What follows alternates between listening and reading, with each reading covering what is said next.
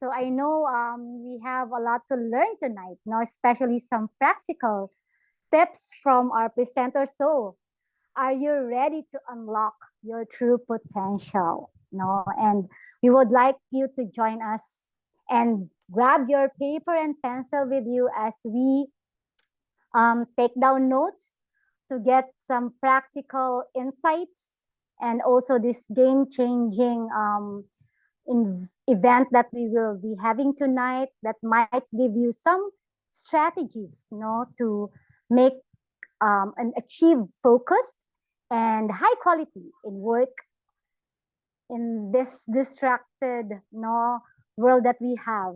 But yeah, so we will be having some rules to focus on success that will be shared to us in a bit, no? So let me give a short background of our presenter tonight. Very short, because I won't give much time of our sharer because she has a lot in store for all of us. She is a writer and a business owner, but more than that, she is an educator who specializes in teaching young and working students. And her advocacy, no, is very effective in engaging these teaching methods that she has. And also, she has an expertise in the realm of marketing. And she also has a unique perspective on global marketing trends and strategies. And yeah, she also is a remarkable, for me, presenter tonight, if I may, hindi ako biased, but I know her very well. So please join me as extend our warm welcome to Angel Earnshaw as she shares her invaluable insight to us tonight. So please give your virtual clap to Angel. Hi, Angel. Good evening. Take it away. Thank you so much, Jovi, for that introduction. Good evening, everyone. It's so great to see familiar faces from our community and also some familiar names in the chat box. It's all about tools for focused success in a distracting world.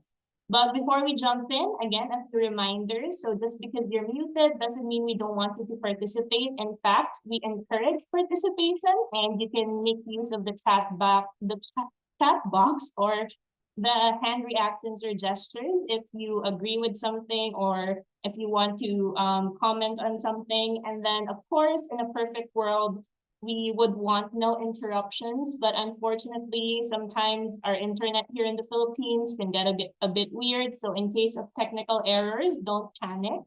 I will be back if I disappear from the screen, and we can continue the talk. And lastly, I do encourage everyone to stay out for the breakout rooms because we have a discussion question later on at the end of the talk. And you can also bring up any questions that you might have about the topic that I'm going to share. So if we don't have any questions about the reminders, we can proceed to our agenda. And you will not be disappointed tonight because we're going to start off with a game, just like I do for all my students. I want to get us in a good mood. And yes, there will be a prize, which I will reveal later. Ryan and Tita Olive actually didn't know that I was going to do this, but I thought, why not? If we have new guests joining us tonight, I'm sure that would be encouraging. And then we're going to talk about what exactly is deep work. So what are we all here to listen to or discuss about? What exactly does deep work mean? And of course, why is deep work important? And we're going to talk about that before we actually move on to the rules and strategies for how you can do deep work.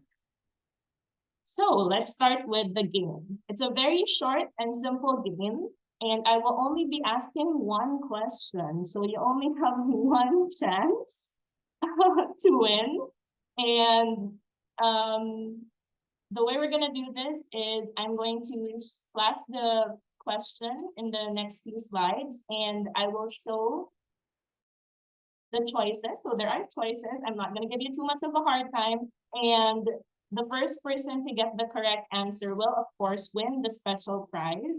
And that prize is a 6-pack of excess energy drink. So excess is something that I love to drink when I'm working. And since I'm talking about deep work, I also want you guys to experience, how great it is to be energized by our energy drink. It's zero sugar and zero carbs. So even if you're on a strict diet, you guys will have no problem drinking and enjoying this beverage. And yes, this is also open to all of our ABOs and community members. You guys can also join the game. And whoever the winner will be will just get in touch with you. And so we can ship out the prize to you probably next Saturday. All right, so now that we're motivated and we know the rules, again, just type the letter of the correct answer in the chat box later. My question is, how much time do you think does an average Filipino spend on their phone? Okay, I'm going to flash the options in a few seconds, and I'll give you 5 seconds to type your answer in the chat box. So everybody, go. 5, 4, 3, 2. Wow, I see so many messages. Okay, time's up. So no more incoming messages. And let's see who got the answer correctly first. All right. So the first one to get the answer, at least here in my chat box, is Sir Alvin De Jesus, who answered letter C, and that is correct. So we actually spend an average of 5 hours and 47 minutes on our phone, which is 2 hours more than the average from other countries. So the average person spends 3 hours and 15 minutes on their phone, which was the lowest option a while ago. But here in the Philippines, we spend 2 hours more. And why is that relevant to what we're going to talk about? Because one of the biggest distractions that we have is our phones, social media, and the internet. But before I get into that, let's first define what exactly is deep work. So deep work is doing professional activities performed in a state of distraction-free concentration that pushes your cognitive capabilities to their limits. And even though this might be the first time you're hearing about deep work, it actually started way back in the 1920s from a man, a psychologist named Dr. Carl Jung.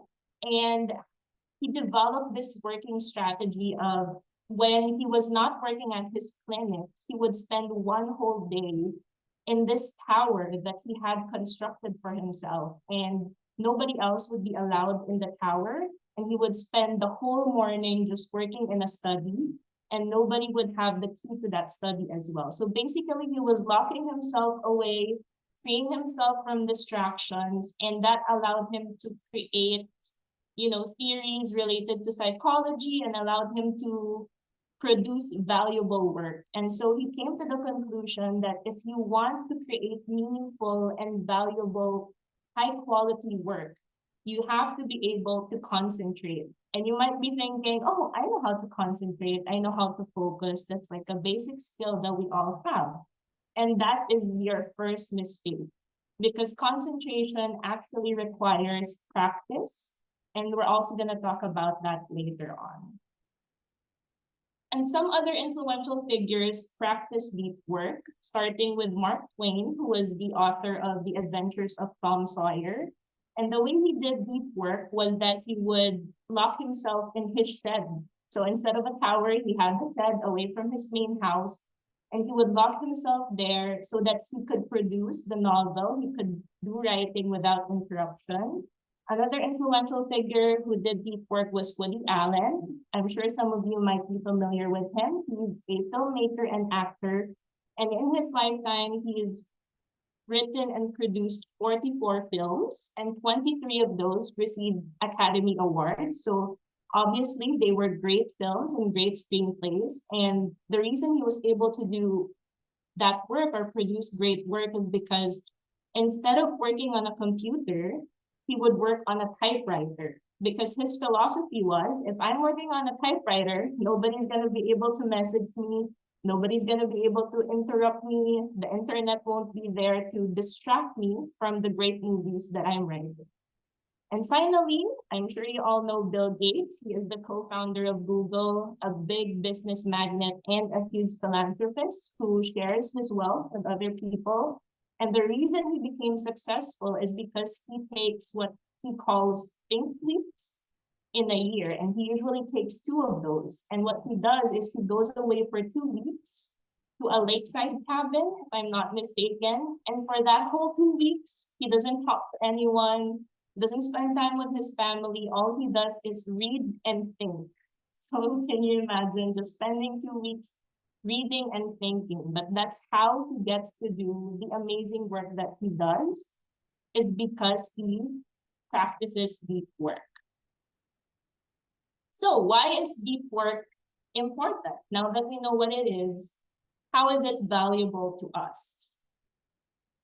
Well, modern workers now have fragmented attention spans that are mostly caught up in the opposite of deep work, which is shallow work. And shallow work is, tasks that we do that are relatively easy and they don't really create meaningful or valuable outputs. And so deep work has become rare and valuable. And those who develop this skill can thrive in what we call as the era of the Great Restructuring. So the Great Restructuring is the time in our society when technologies are racing ahead and humans are having a hard time keeping up. And so the skills of people are lagging behind.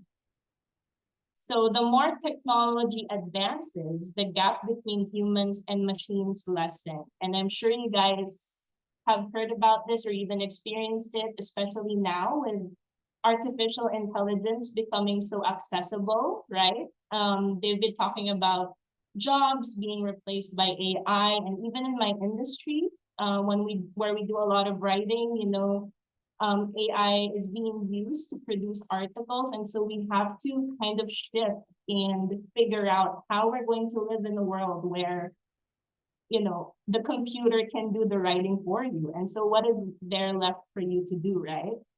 So 2 psychologists said that there can be 3 types of winners in this time of the Great Restructuring. The first are high-skilled workers, the second are superstars, and the third are owners. And the first one, the high-skilled workers, are the ones who can work with the technology. So those are the ones who are not scared of the technological advancements that are happening, who might be able to work alongside the AI instead of being replaced by it. And then we have the superstars, who are the best at what they do.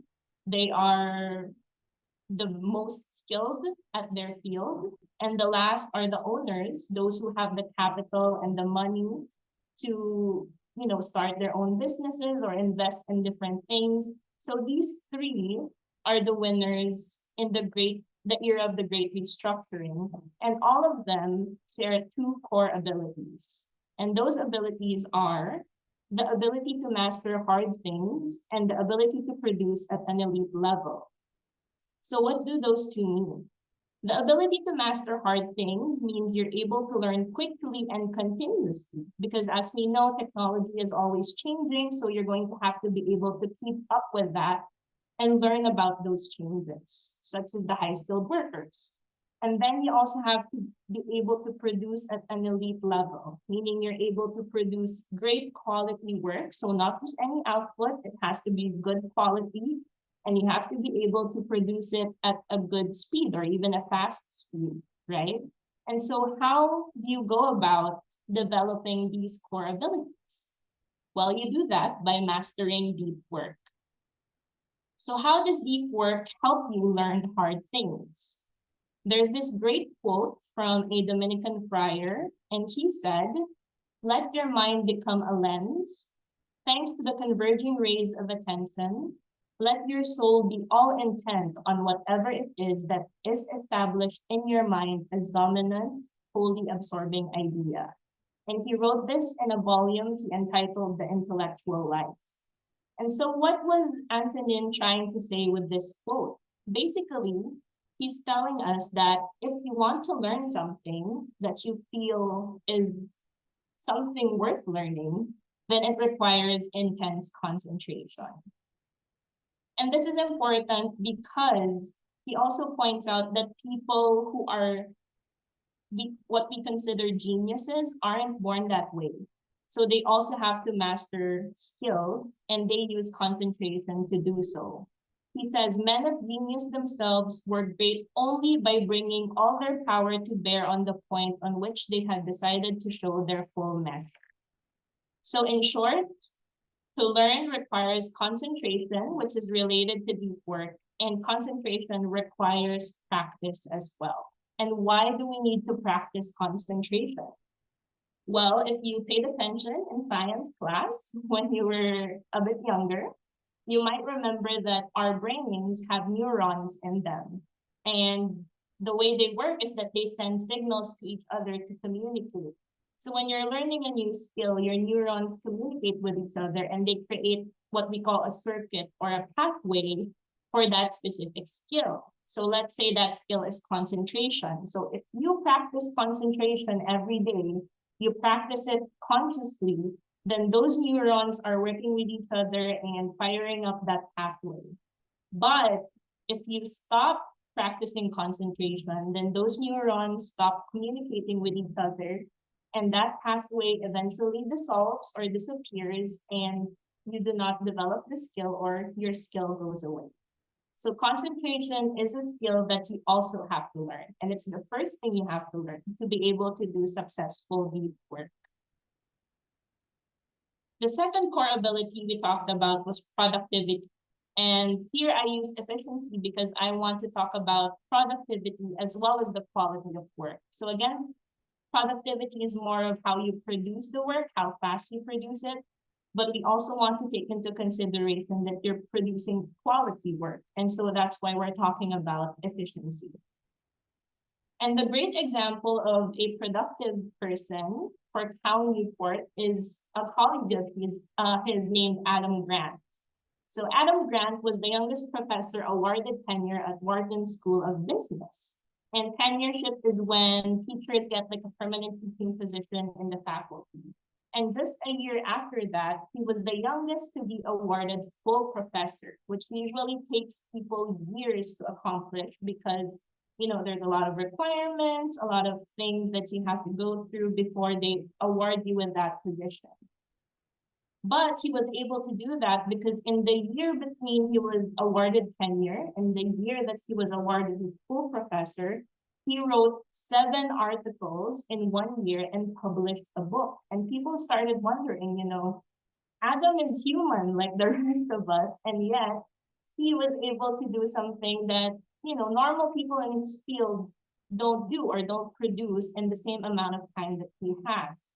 And so he shared his technique with Cal, and he said, the way I do it is I batch hard but important intellectual work into uninterrupted stretches. So he groups the similar work that he does and he focuses on them for long periods of time. So for example, if he knows that students are coming back in the fall, like in August or September, then all his focus would be on preparing the schoolwork for the students that he has. But once he's done preparing that, then all the rest of his time is spent on doing the research, the articles, and the books that he published. And so with that story, Cal Newport was able to come up with what he called the law of productivity. And basically he says that in order to be productive and efficient, you have to consider the time you spend doing something and the focus that you put into doing it in order to produce high quality work. But why is productivity so important to know too? Because productivity allows us to avoid the cost of shallow work. If you know how to determine if something is a productive pursuit, then you can avoid shallow or less meaningful work, right? And the best example for that is checking your emails. So every day we're bombarded with hundreds of emails. And one CEO had this idea. He said, I'm going to compute the amount of time it takes me to check an email every day. And according to his computation, it takes him an average of an hour and a half every day to check 160 emails. but we receive about 500 emails a day. And so we had to multiply that number by 5, right? So basically you spend 5 hours a day. You would spend 5 hours a day checking on your email if you could. And then he computed the cost of that if he considered how many emails his employees were replying to. And he found out that they basically paid their employees $1 million a year just to reply to email. And so that's just one example of how shallow work can actually cost money.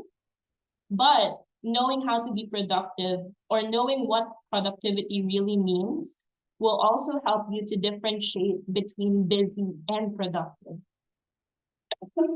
Excuse me. We have this mentality, or we grow up with this mentality that just because we're doing a lot of things, we think we're being productive. And that's kind of given us a disadvantage because productivity, again, has to consider the quality of work you're doing. So again, you could be checking hundreds or thousands of emails a day, and you could say that you're busy because it would be true. You're busy replying to emails, but it's not a productive use of your time because after you reply to those emails, what output do you actually have, right? And so one of the great insights that I learned from reading this book is that busy doesn't always mean productive, and you have to be careful with how you use your time. And so that's what deep work also teaches us, is how to make sure that we use our time productively. And so how do we do that? Cal Newport came up with 4 rules for deep work. The first one, the most obvious one, is to work deeply. And how do you do that? Well, there are 6 strategies that you can do to work deeply. The first is to determine your depth philosophy. There are 4 depth philosophies that you can choose from, and we're going to go over them. The second strategy, you have to ritualize how you do your work. Third is you can make grand gestures. Fourth, don't work alone. 5, execute your work like a business. And 6, surprisingly, be lazy. So I was very surprised when I saw that in his strategies, but I'm going to tell you how being lazy can actually help you. So I hope you're excited for that. But first, we have to know what are the different types of depth philosophy. So the first is what we call the monastic philosophy. And this is kind of a radical approach to how you do deep work. It's basically eliminating all those shallow tasks that I mentioned, like email checking or maybe doing some paperwork, and focusing on what you actually have to do. So I think the best example for this would be if you're the CEO of a company, or if you have like a high position in the company, you would ask somebody, a subordinate or maybe an assistant, to do the shallow tasks for you so that you can concentrate on the deep work that you need to do. So that might not apply to everyone here. But next we have the bimodal philosophy, which is actually what Carl Jung followed, the one who kind of founded the thinking behind deep work. And basically bimodal philosophy comes from bi, which means 2.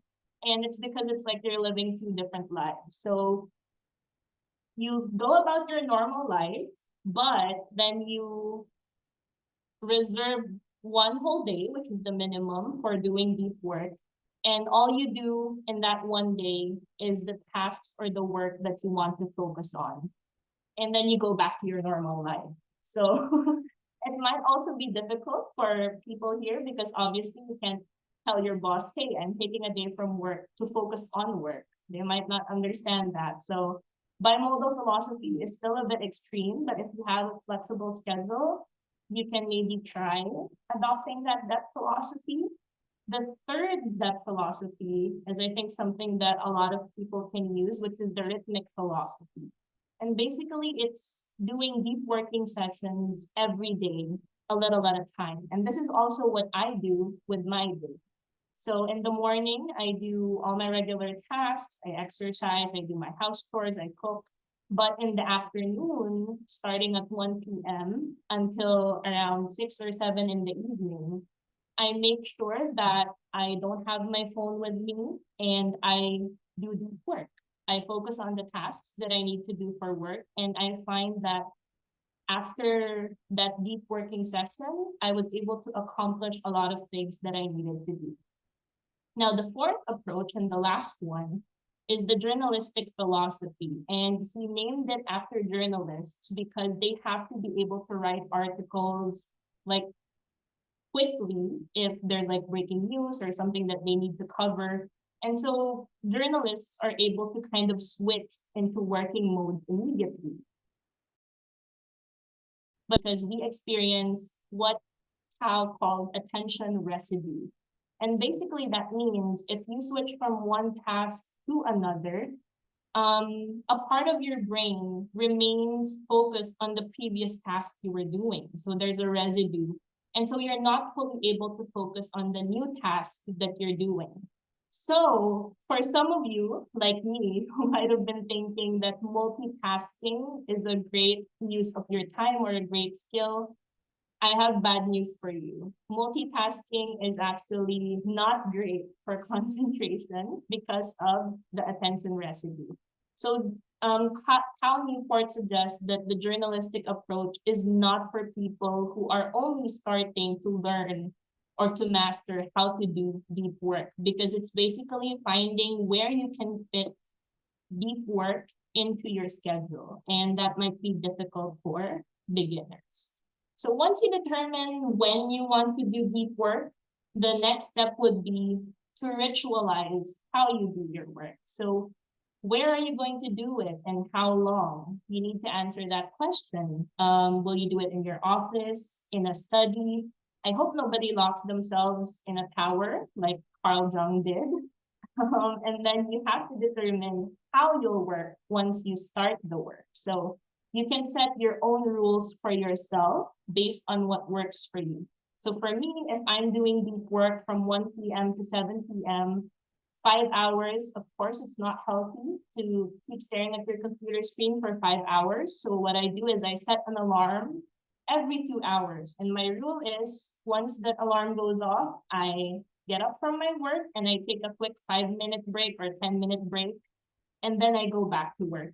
And again, that's related to another rule or strategy we have later about being lazy, but it's not really about being lazy. You'll see what I'm talking about later.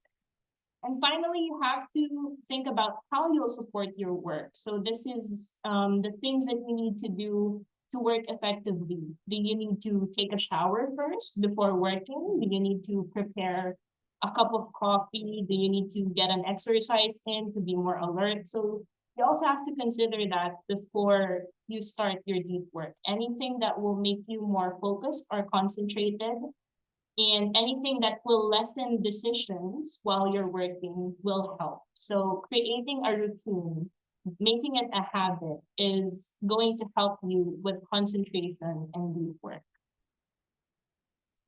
Next, we have 3 and 4 together because they're pretty simple strategies. The first that he suggested was to make grand gestures. So leveraging a radical change to your normal environment can motivate and energize you to do deep work. And his example here was J.K. Rowling.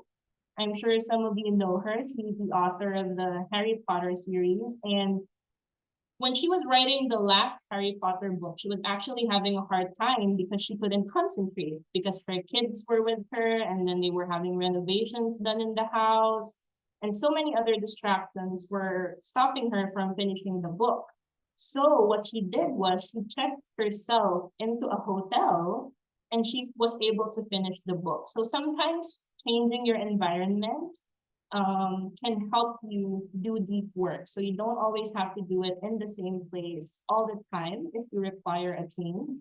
I'm not telling you to spend money and check into a hotel, but you have to figure out if you need to change something in order to motivate yourself. And the fourth strategy that he suggested was to not work alone. So I know I said concentration is required for deep work, but that doesn't mean you can't collaborate with people when necessary, because if you talk with other people, of course, you can get ideas and that might be able to inspire you or help you with the deep work that you are trying to do. Next, he suggested that you execute your work like a business. So what are the steps in doing that? First, focus on the wildly important. So what does that mean? You kind of categorize your tasks into what is the most important, or maybe what is like the biggest issue, the problem that you are trying to solve. And you start with that because it will be the most productive use of your time. Next, you have to know how to measure those tasks that you're doing, how to measure the progress that you're making. And you have to keep a compelling scoreboard, meaning you have to know how to track that progress. And finally, you have to create a cadence for accountability, meaning when do you do check-ins? So obviously, if you're working, by yourself, you're not really a one-person business, but how do you keep yourself accountable? So maybe you could set time every week to check on your progress and check, what made this week good, what made it bad. And so you can take those into consideration and kind of improve how you do deep work. And lastly, my favorite of the strategies is be lazy. No, because we have this concept that if you take a vacation, then you're missing out on valuable work. But one of the people he interviewed actually had a super great quote. I tell my friends it's a life-changing quote because it made me rethink vacations. I used to be so scared or hesitant to ask for leave from work. But he said, idleness is not just a vacation, an indulgence, or a vice. It is as indispensable to the brain as vitamin D is to the body. And deprived of it, we suffer a mental affliction as disfiguring as rickets. It is paradoxically necessary to getting any work done. So in order for you to be able to do deep work, you actually have to allow yourself to take breaks, or as Cal calls them, downtimes. And why do you need to take those downtimes? Well, the first is downtime aids insights. So even if you're relaxing or not doing anything related to the deep work that you're trying to do, sometimes your subconscious is still working out those problems. And so you never know. Sometimes an idea might strike you when you are taking time away from the work because your brain is not so pressured into thinking about the work that you're trying to do. Next, downtime actually helps recharge the energy needed to do work. And this is based on the attention restoration theory. And it claims that if you spend time in nature, it actually helps you replenish what we call directed attention. And directed attention is something you need in order to concentrate. And that gets depleted the more things that you are trying to do. So stepping away from work from time to time will actually help you replenish your concentration. And the moment you start doing work again, that directed attention starts to get depleted. And finally, the work that evening downtime replaces is usually not that important. So if at the end of the day you feel like, oh no, I still want to do work, I will do overtime, don't. Because if you were being productive in the morning, then you should have been able to do all the important work that you had to do that day. And so he argues that if you were really being productive when you were doing your deep work session, then that means all the other tasks that are remaining are shallow tasks or not as important as the first tasks that you had already accomplished for that day. And so there shouldn't be any guilt about taking downtime. So just to recap, in order to work deeply, you have to know your depth philosophy. You have to create routines and rituals. You have to be able to collaborate with people when necessary, and you have to know when to take breaks. So as the old adage says, have a break, have a Kit Kat. But this is not a promotion, okay? They just were correct in making their advertisement. Now, the second rule he had was to embrace boredom. I promise, guys, I'm trying to help you be more productive. It might not seem that way because I'm telling you to be lazy and to embrace boredom, but there's an explanation for this, okay? So what does he mean by boredom? Because again, we're so used to this idea that if we're not doing anything, we're not being productive, right?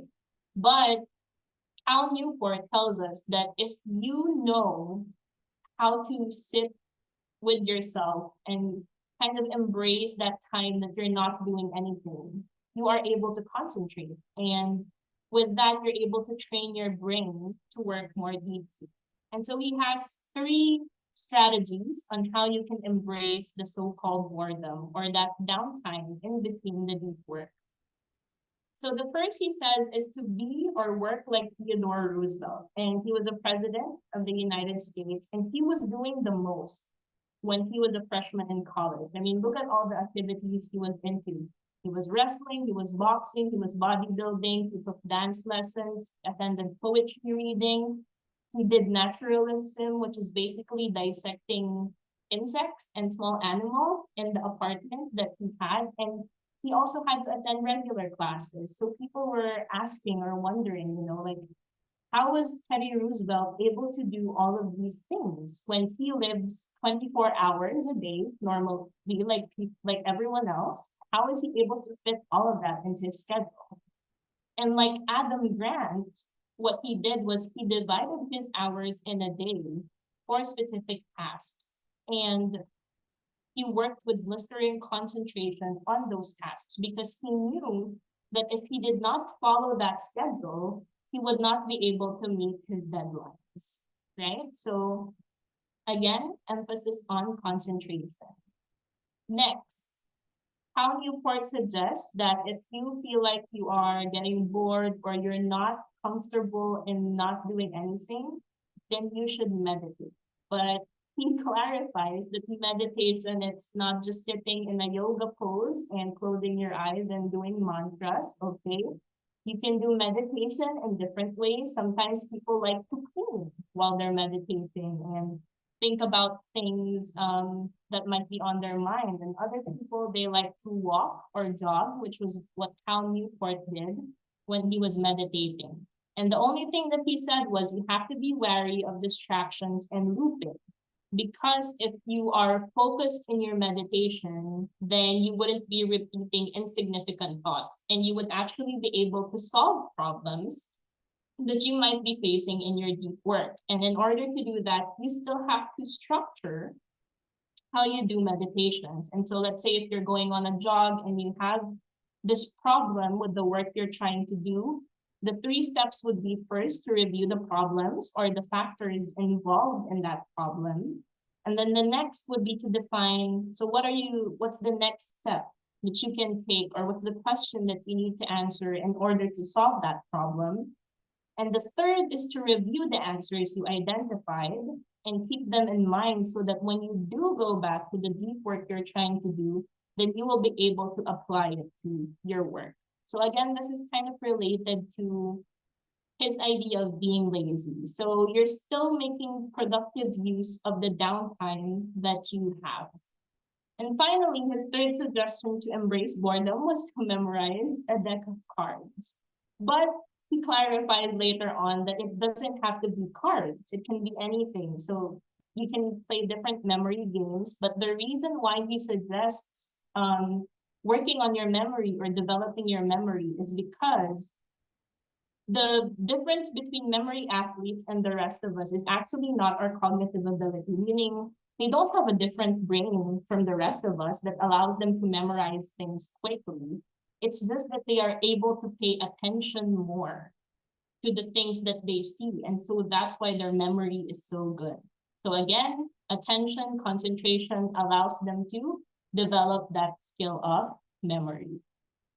Now, Cal Newport's third rule was to quit social media. And some of you might leave this meeting right now because of this. I know how attached we all are to social media and to the internet.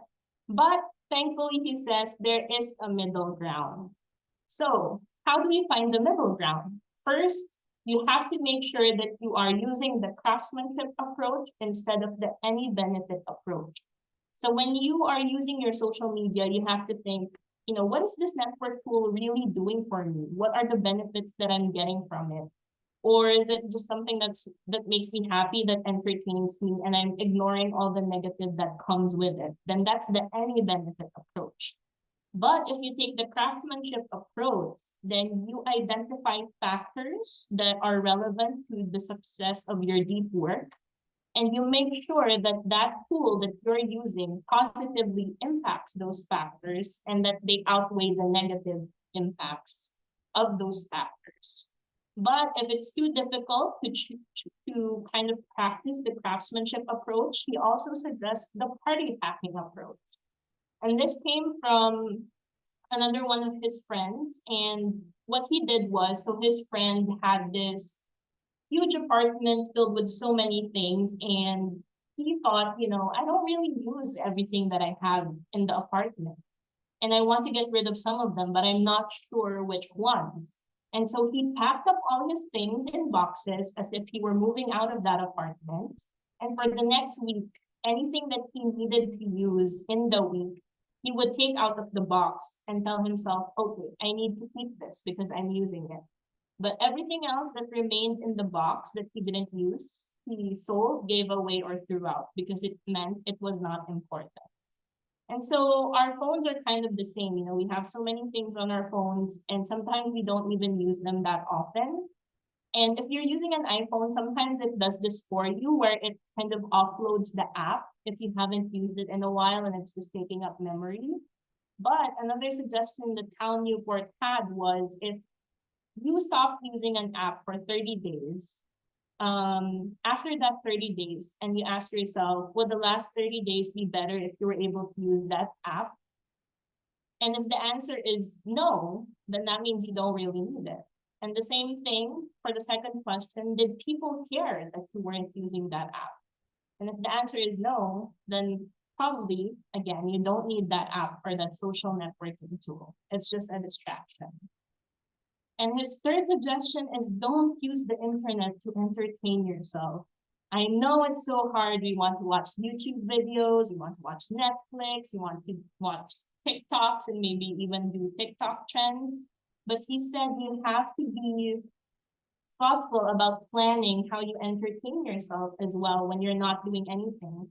And people were arguing, that beats the point of relaxation. Like, if I have to plan how I use my time off, then I'm not going to be able to relax. But again, a life-changing quote. So he was saying, basically, to summarize this, you think that because you plan the 16 hours in a day that you're not working, it will lessen the value of the 8. But on the contrary, it increases the value of the 8 hours that you work. Because if you are thoughtful about how you spend your time off from work, then your brain will keep on working and keep on learning. And it will be able to process things while you're working because you were able to keep it engaged in the time that you weren't working. Because he argues that the brain doesn't get tired like an arm or a leg. So you don't need to rest your brain when you're away from work, but you do need to change what you expose your brain to. So it doesn't always necessarily mean that just because you're relaxing, you're not thinking about anything, or you're just, focused on like entertaining yourself with a funny video. It's about engaging your brain in a different way than what you usually do at work. Okay, I'm going to go through this quickly because we're running out of time. But rule number 4 is drain the shallows, which basically means, trying to get rid of all those shallow tasks that you do every day. So another CEO of a company said, people don't really work 8 hours a day. Even if you have them in the office for 8 hours, they're not able to do a lot of tasks because they have meetings, interruptions, again, internet distracting them, maybe office politics or bonding with friends and personal businesses. Those all get in the way of a typical workday, right? And so if you want to be able to do deep work, you have to know how to schedule and how to kind of get rid of all those shallow tasks. And the first suggestion is to schedule every minute of your day, which kind of sounds exhausting. When I was in high school, I always remember thinking, I hate that I have to follow the same schedule every day. But now it's taught me how important it is to schedule specific times to accomplish a task. So we do time blocking. Because if you are able to schedule your day with the important activities that you need to do, then you are sure that you are not wasting any of your time on tasks that are not important. But he did say, there's a couple of problems that you might experience when you're blocking your time. Let's say I set this task for only 2 hours. What if I go over that? So he says, you have to, along this process, learn how much time you really need to do specific tasks and get better at creating that schedule. Or you could set extra time. So let's say, I know this task is going to take me 3 hours to do, but I'll still allot 3.5 or 4 hours to do it. And if you finish it in 3 hours, then you have an extra 30 minutes or 1 hour to work on the shallow tasks that you were ignoring or to start on the other tasks that you need to do. But again, you have to schedule your day to make sure you don't miss doing anything important.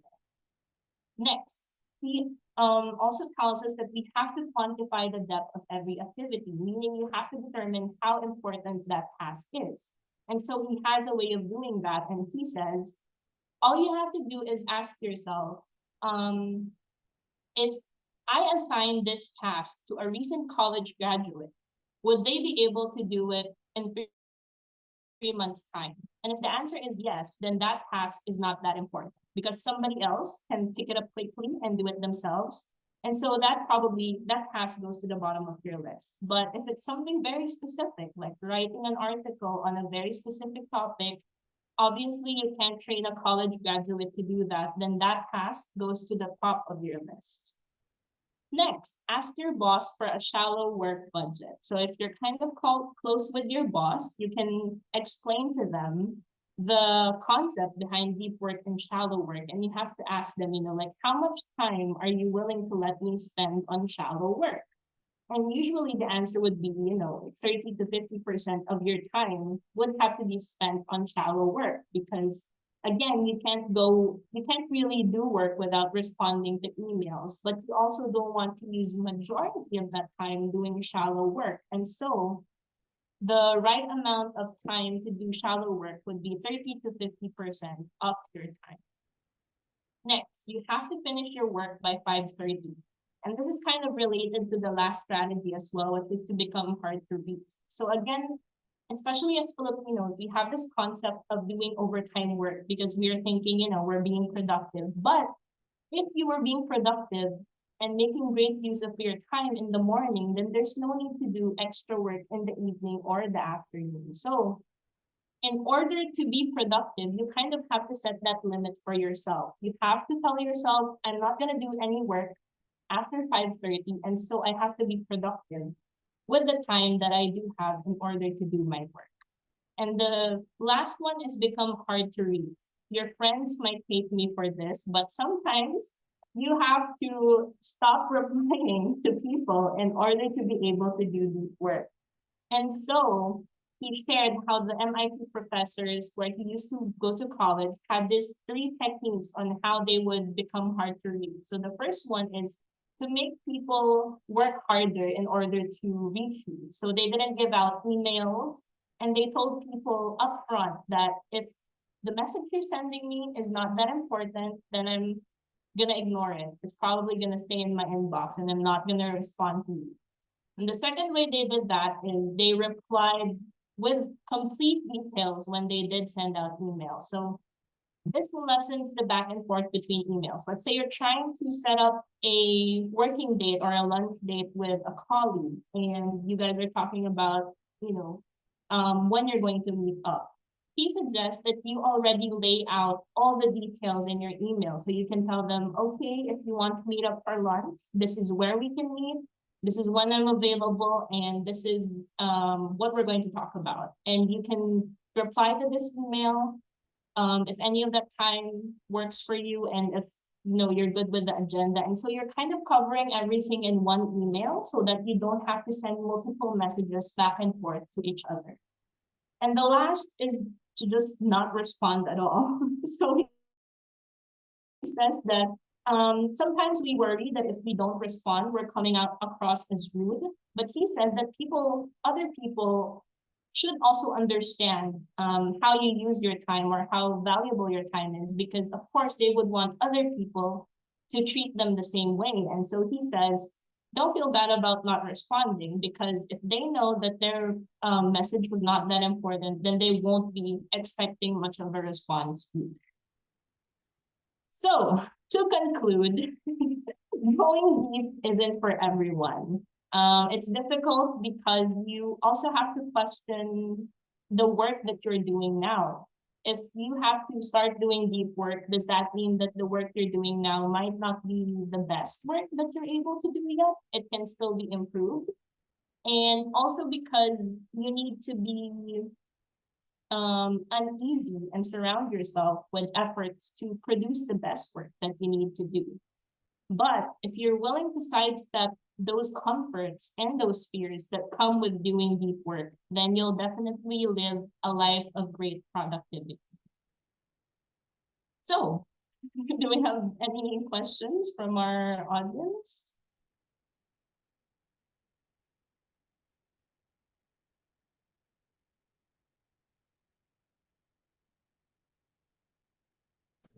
Yeah, I just had a Okay. hi, Angel. I just had a thought, and maybe some of you can just give me your insight. Are there any studies made to prove that social media is addictive? Because the way they handle social media, it's like every single moment they're scrolling on a phone. And the worst thing is, even talking, they're still scrolling.